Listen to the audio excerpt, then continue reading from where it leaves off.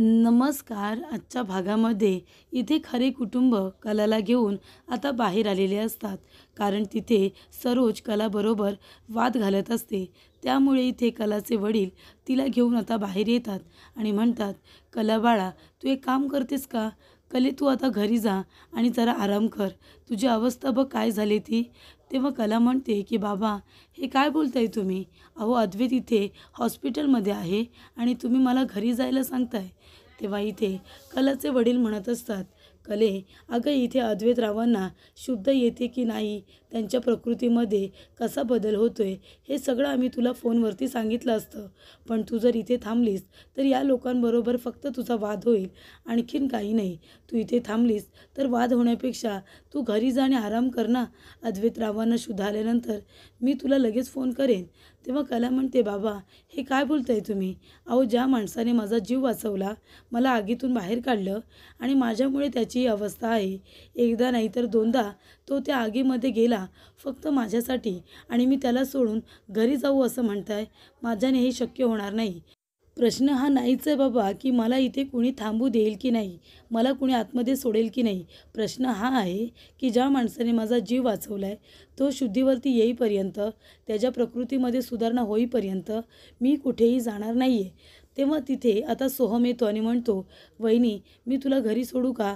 तेव्हा कला म्हणते, नाही नको सोहम, मी इथेच थांबणार आहे. तेव्हा सोहम म्हणत असतो, वहिनी, अगं तुझी अवस्था बघ काय झाली, तुला आरामाची गरज आहे, चल ना मी तुला घरी सोडतो. तेव्हा कला म्हणते, नाही सोहम, जोपर्यंत अद्वैतला शुद्ध येत नाही तोपर्यंत मी कुठेही जाणार नाही. सोहम, तू माझं एक काम करशील का? तू जरा मला आहे ना, अद्वैतला शुद्ध येते की नाही, तो कसा आहे, हे मला फोन करून कळवशील का? मला तिथे आतमध्ये येण्याची परवानगी नाही आहे म्हणून. तेव्हा इथे सोहम म्हणतो, वहिनी तू काळजी करू नको, मी तुला फोन करून सगळं काही सांगेन. त्यानंतरला इथे अद्वैतला शुद्ध आलेली नसते, तो आता हॉस्पिटलमध्ये असतो. तेव्हा सरोज त्याच्यासमोर उभी राहिलेली असते आणि म्हणत असते की अद्वैत, अरे लवकरात लवकर शुद्धीवरती ये बाळा, लवकरात लवकर शुद्धीवरती ये. तेव्हा इथे आता सरोजला फार रडायला आलेलं असतं. अद्वैतच्या काळजीने आबासुद्धा टेन्शनमध्ये आलेले असतात. तिथे हॉस्पिटलमध्ये काय चाललं आहे काय नाही त्यांना काहीसुद्धा कळत नसतं. कारण इथे सरोज काही नीट बोलायला तयार नसते. ती फक्त कलावरती सगळा ब्लेम टाकून मोकळी होत असते. तेव्हा आबा म्हणत असतात की राहुल, अरे तिथे हॉस्पिटलमध्ये काय होत असते कुणाला काही माहिती नाही, तू जरा येतोस का एक फेरी मारून? म्हणजे तू जर तिथे गेलास ना तर तिथे काय चाललंय हे तरी निदान कळेल हो. तेव्हा राहुल म्हणत असतो, आबा, आता मी तिथे जाऊन काय करू तुम्ही सांगा बरं. तिथे सरोज मामी आहे, सोहम आहे, मी कुणाला तरी फोन करून विचारतो ना. तेव्हा आबा म्हणतात, अरे ती सरोज काही नीट बोलणार नाही, ती फक्त कलाला वाईट साईड बोलेल. म्हणून मी म्हणतो की तिथे नक्की काय चाललंय हे जर तू जाऊन बघितलं असतंस ना तर जास्त बरं झालं. तुला जायचं नसेल तर काही हरकत नाही, मी जातो. तेव्हा इथे राहुल म्हणतो, बरं बरं ठीक आहे आबा, मी जातो. तेवढ्यातच इथे नैना म्हणत असते की राहुल, मी सुद्धा तुझ्याबरोबर येते. इथे बसून बसून मी बोर झाले, तिथे जर आले तर नेमकं तिथे काय चाललंय हे मला सुद्धा कळेल. तेव्हा इथे नैनासुद्धा राहुलबरोबर हॉस्पिटलमध्ये जायला तयार होते. तेव्हा इथे आता नैनासुद्धा बोर होत असल्यामुळे तीसुद्धा राहुलबरोबर जायला निघालेली असते. तर इथे सरोज म्हणत असते की अद्वैत, तू कशाला मध्ये आलास रे? मी बरोबर सगळं प्लॅनिंग केलं होतं त्या मुलीला उद्ध्वस्त करण्यासाठी, पण तू तिथे आलास आणि सगळं काही बदलून टाकलंस. तिची मदत करायची तुला काय गरज होती? तुला त्या कलाचा खूपच जास्त पुळका आहे असं आता सरोज म्हणत असते. तर इथे सरोजने हे सगळं मुद्दामून केलेलं असतं कलाला त्रास देण्यासाठी. पण त्याच्यामध्ये आता अद्वैतच अडकलेला असतो. अद्वैतनेच कलाला वाचवलेलं असतं. त्यामुळे इथे आता कलासुद्धा खूप जास्त टेन्शनमध्ये असते. ती इकडे तिकडे बघते तर तिला अंबाबाईचा आता हॉस्पिटलमध्ये एक फोटो दिसतो. तेव्हा कला जाऊन आता फोटोच्या समोर उभी राहते आणि म्हणते की अंबाबाई, अद्वैतला लवकरात लवकर शुद्धीवरती आणा. त्याने माझीच मदत केली ना, तो मलाच वाचवायला तिथे आला होता. माझं दुकान जळते हे बघितल्यानंतर त्याने मागचा पुढचा विचार न करता, त्याने स्वतःचा विचार न करता तो लगेच मला तिथे वाचवायला आला. आणि नंतर माझा फोटो, अंबाबाईचा फोटो का आतमध्ये राहिला म्हणूनसुद्धा त्याने पुन्हा त्या आगीमध्ये उडी मारली. तेव्हा मी तुमच्याजवळ कळकळीने विनंती करते अंबाबाई की लवकरात लवकर तुम्ही अद्वैतला शुद्धीवरती आणा, त्याला बरं करा. त्याने माझा जीव वाचवला आहे स्वतःच्या जीवाची पर्वा न करता. त्याने माझा जीव वाचवला अंबाबाई, त्याला लवकरात लवकर शुद्धीवरती आणा, असं आता कला म्हणत असते. तर इथे अंबाबाईचा फोटो अद्वैतने कलासाठी आणलेला असतो, कारण कलाची खूपच जास्त श्रद्धा असते देवावरती, हे त्याला माहिती असतं. आणि म्हणूनच त्याने स्वतःच्या जीवाचा विचार न करता इथे कलाच्या भावनांचा विचार आधी केलेला असतो.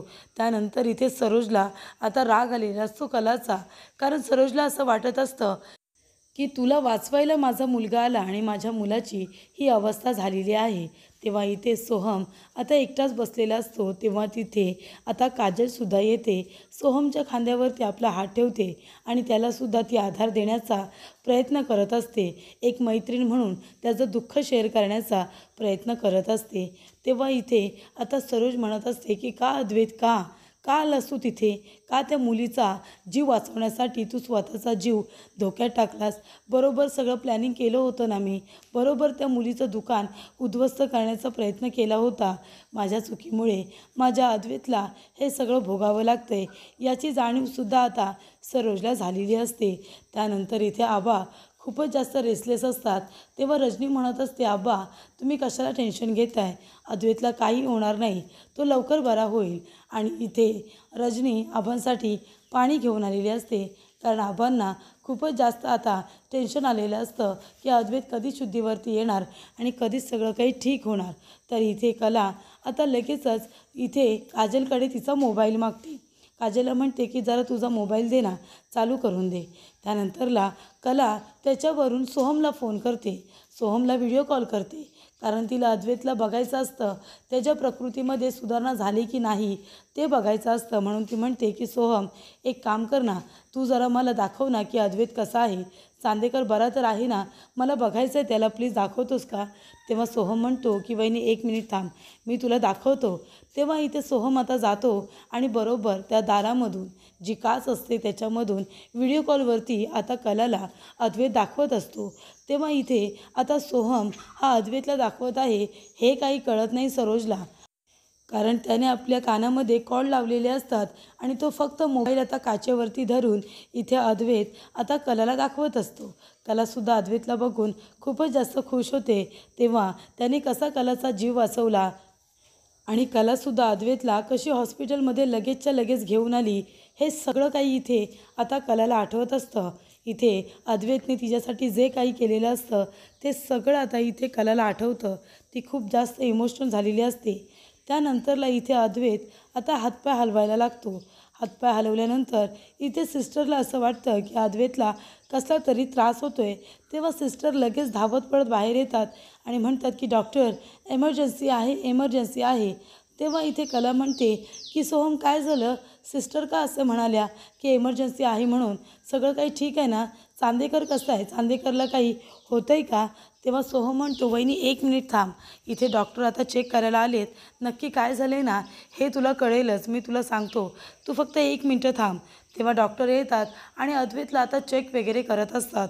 तेव्हा कला खूप घाबरलेली असते आणि सोहमसुद्धा घाबरलेला असतो. नक्की हे सगळं काय घडतं आहे?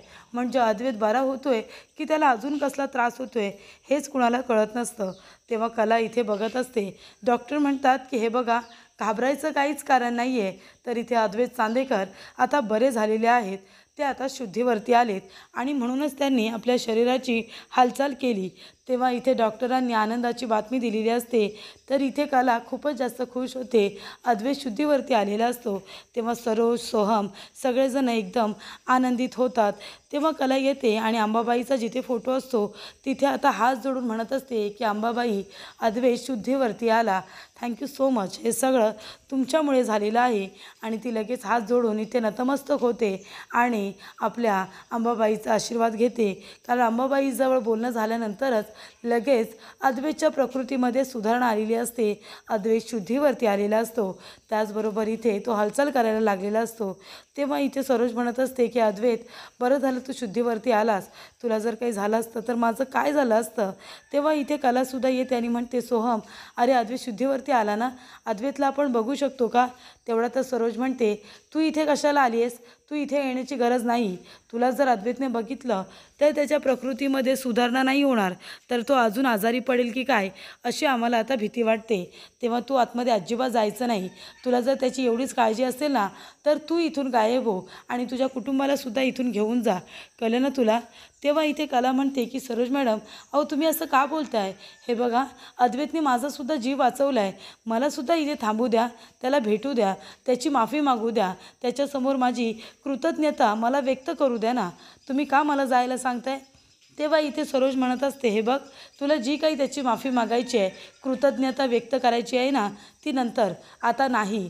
आता मला फक्त माझ्या मुलाची काळजी आहे आणि मला एवढंच वाटतंय की तू त्याच्यासमोर यायचं नाही. आताच्या आत्ता तू इथून निघून जायचं, कळलं ना तुला. मी इथे असताना देखील मी तुला त्याला भेटू देणार नाही आहे. तेव्हा नैना म्हणत असते की राहुल, बघितलंस ना, अरे मोबाईलवरती गेम खेळण्यापेक्षा हा लाईव्ह गेम बघायला किती बरं मजा येते. तू सुद्धा एंटरटेन होतो आहेस ना, बोर तर नाही झालास ना, म्हणून म्हणत होते की माझ्याबरोबर चल. तेव्हा इथे राहुल म्हणत असतो की अगदी बरोबर, म्हणजे तू हुशारच आहेस ना. तेव्हा नैना म्हणते, हो, लहानपणापासून मी हुशारच आहे. तेव्हा सरोज म्हणत असते की कला, तुला सांगितलं ना भेटायला नाही यायचं म्हणून. तेव्हा कला म्हणते, सरोज मॅडम, हे बघा तुम्ही जे काही बोलताय ना, ते मला अजिबात पटत नाही आहे, अजिबात पटत नाही आहे मला. पण तुमचा मान राखावा म्हणून मी तुमचं सगळं बोलणं ऐकून घेते. पण एक गोष्ट तुम्हीसुद्धा लक्षात घ्या ना, अहो चांदेकरने माझी मदत केली आहे, माझा जीव वाचवला आहे, मग माझं त्याच्याजवळ इथे थांबणं हे गरजेचं नाही आहे का. त्याची माफी मागणं हे गरजेचं नाही आहे का. कृतज्ञता व्यक्त करणं ही गरज वाटत नाही आहे का. प्लीज सरोज मॅडम, असं करू नका, मला अद्वैतला भेटायला जाऊ दे. सरोज म्हणत असते, एकदा सांगितलं ना, अजिबात तू अद्वैतला भेटायला जायचं नाही. तेव्हा संगी म्हणत असते, अहो विहीनबाई, तुम्ही असं का करताय.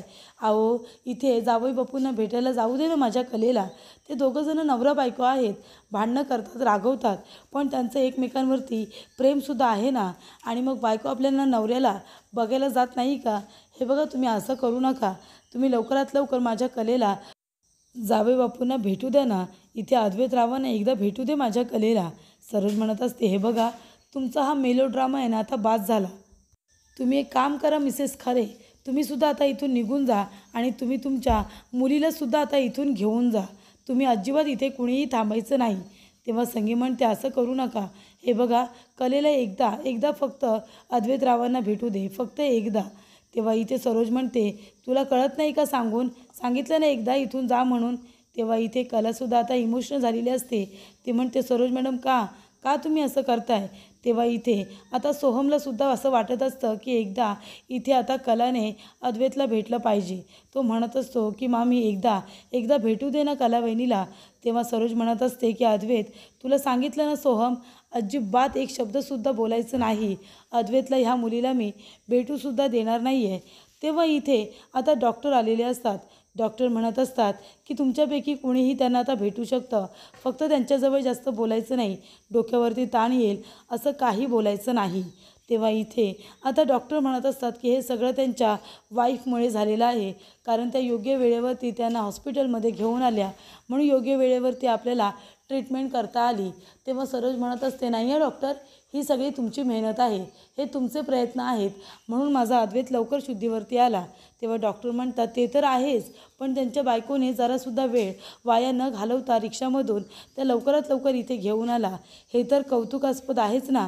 त्याच्यामुळेच इथे त्यांचा जीव लवकर वाचलेला आहे, कारण त्यांच्यावरती योग्य ती ट्रीटमेंटसुद्धा झाली आहे ना म्हणून. तेव्हा इथे सरोज म्हणत असते की नाही, काही जरी झालं तरीसुद्धा मी या मुलीला भेटू देणार नाही आणि कसलं क्रेडिटसुद्धा देणार नाही. तेव्हा संगी म्हणते, काय चाललं आहे तुमचं सरोज मॅडम, अहो एकदा माझ्या मुलीला फक्त जावई बापूंना भेटू दे ना, तुम्ही का बरं नकार देत आहे. तेव्हा सरोज म्हणते, तुम्हालासुद्धा सांगून कळत नाही का. बरं ठीक आहे, तुम्हीसुद्धा तुमच्या मुलीबरोबर इथून निघून जा, मला आता इथे कुणाची गरज नाही आहे आणि गर्दीसुद्धा नको आहे, तुम्ही सगळेजण गेलात तरीसुद्धा चालेल. तेव्हा इथे आता सरोज खूप जास्त चिडलेली असते. ती आता कलाला सांगते की अजिबात अद्वैतला भेटायला यायचं नाही आणि इथे कलाचा जीव आता अद्वैतला भेटण्यासाठी खूपच जास्त तुटत असतो. तर पुढील भागामध्ये आपण बघूया इथे सरोज आता अद्वैतचा हात आपल्या हातात घेते आणि विचारते, कसा आहेस तू बाळा? तेव्हा अद्वैत विचारतो की खरे कुठे आहे? तेव्हा इथे आता सरोज म्हणत असते की खरे गेली गेली ती. तेव्हा अद्वैत म्हणतो, एवढं सगळं झालं आणि खरे इथे आलीसुद्धा नाही, ती निघून गेली. त्यानंतरला सरोज म्हणत असते की नाही ना, तुला जर आमच्या घरामध्ये राहायचं असेल ना, तर या मुलीला अद्वैतला अजिबात भेटू द्यायचं नाही. तेव्हा इथे नैनासुद्धा आपलं काम सुरू करते. नैना म्हणते की कला थांब, तो अजिबात अद्वैतला भेटायला जायचं नाही, तुला परवानगी द्यायचीच नाही आहे असं मला आता सरोज मॅडमनी सांगितलं आहे. तेव्हा तू अद्वैतला भेटायला जाऊ शकत नाही. तेव्हा इथे कलाचा आवाज आता अद्वैत ऐकतो आणि म्हणतो की खरे. तेव्हा इथे कला लगेचच धावत पळते त्याने म्हणते, एवढा पण कुणाला त्रास द्यायचा नाही आहे चांदेकर. तेव्हा इथे अद्वैत म्हणत असतो की खरे माझे पाय दुखत आहेत, तू माझे पाय चेपून दे म्हणजे तुला पुण्य लागेल, कळलं का तुला? तेव्हा इथे कला आता अद्वैतकडे बघतच राहते. एवढी त्याची अवस्था बिकट असते तरीसुद्धा तिच्याकडून गोड बोलून काम करून घेत असतो.